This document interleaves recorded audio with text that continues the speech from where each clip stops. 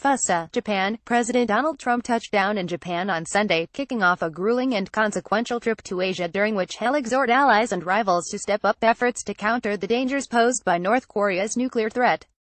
Trump landed at Yokohama Air Base on the outskirts of Tokyo, where he'll begin his trip with an address to American service members. He'll then head to a private golf course for an informal luncheon golf with Japanese Prime Minister Shinzo Abe. "It's going to be very positive and very historic," Trump told reporters aboard Air Force One during the flight from Hawaii. "It's grueling, they tell me, but fortunately that's historically not been a problem for me. One thing you people will say, that's not been a problem." The 12-day, 5-country trip, the longest Far East itinerary for a president in a generation, comes at a precarious moment for Trump. Just days ago, his former campaign chairman was indicted and another advisor pleaded guilty as part of an investigation into possible collusion between his 2016 campaign and Russian officials. The trip presents a crucial international test for a president looking to reassure Asian allies worried that his inward-looking America First agenda could cede power and region to China. They also were rattled by his bellicose rhetoric about North Korean leader Kim Jong-un. The North's growing missile arsenal threatens the capitals Trump will visit. The trip comes, I would argue, at a very inopportune time for the president. He is under growing domestic vulnerabilities that we all know about hour to hour, said Jonathan Pollack, a senior fellow at the Brookings Institution in Washington. The conjunction of those issues leads to the palpable sense of unease about the potential crisis in Korea. Trump's spontaneous, and at times reckless, style flies in the face of the generations-old traditions and protocol that govern diplomatic exchanges in Asia. The grand receptions expected for him in Tokyo, Seoul, Beijing and beyond are sure to be lavish attempts to impress the president, who raved about the extravagances shown him on earlier visits to Saudi Arabia and France. The trip will also put Trump in face-to-face meetings with authoritarian leaders for whom he has expressed admiration. They include China's Xi Jinping, whom Trump has likened to a king, and the Philippines' Rodrigo Duterte, who has sanctioned the extrajudicial killings of drug dealers. Trump may also have the chance for a second private audience with Russian President Vladimir Putin, on the sidelines of a summit in Vietnam. He told reporters that the meeting is expected to happen and that he will want Putin's help in dealing with the North Korean nuclear crisis.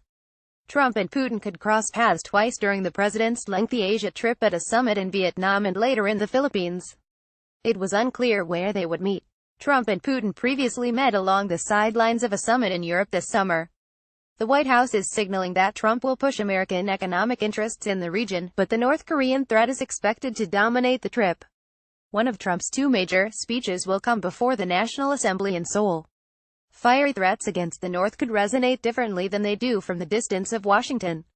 Trump will forego a trip to the demilitarized zone, the stark border between North and South Korea.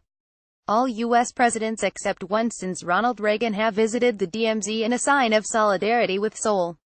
The White House contends that Trump's commitment to South Korea is already crystal clear, as evidenced by his war of words with Kim and his threats to deliver fire and fury to North Korea if it does not stop threatening American allies.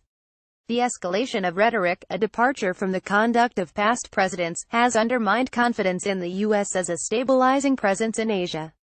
"There's a danger if there is a lot of muscle flexing," said Mike Chenoy, a senior fellow at the U.S.-China Institute at the University of Southern California. "Trump has been going right up to the edge and I wouldn't rule out some sort of forceful North Korean reaction to Trump's presence in the region," he said. The White House said Trump would be undeterred. "The president will use whatever language he wants to use, obviously. That's been of great reassurance to our allies, partners and others in the region who are literally under the gun of this regime," White House National Security Advisor H.R. McMaster said Thursday.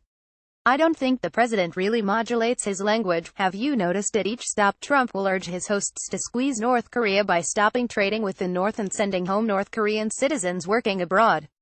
That includes China, which competes with the U.S. for influence in the region and provides much of North Korea's economic lifeblood."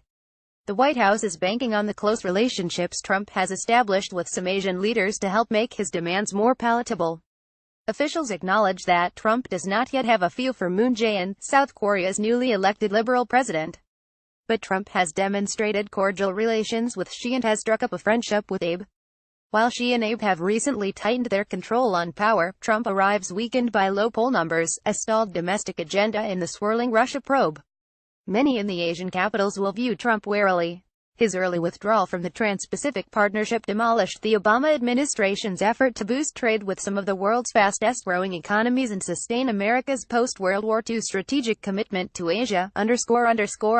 Associated Press writers Jill Colvin in Tokyo and Matthew Pennington in Washington contributed to this report. Follow Lemire on Twitter at http://twitter.com@JohnLemire.